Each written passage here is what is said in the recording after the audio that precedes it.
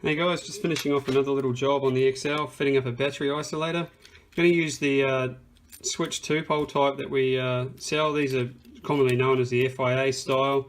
They're really good because they have a second set of contacts on the back, one normally open, one normally closed.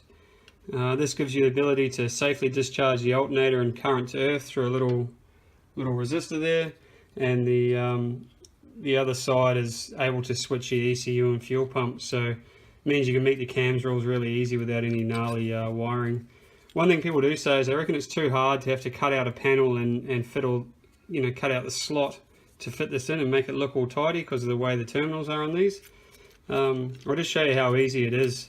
So Des has cut us a bit of signboard that fits in the factory radio spot on an XL, and then you've got these two little spigots here on the isolator. And so all you do is you drill 3 little holes, one for the isolator, one for the spigots, so that slots through there like that. Just get some bolts, good to go.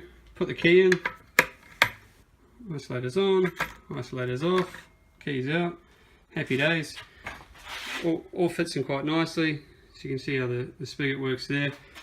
So yeah, really easy to do. You don't have to try and cut a slot and fit all that bulk in through. It's as easy as that. It's really flush and looks really good. Cheers.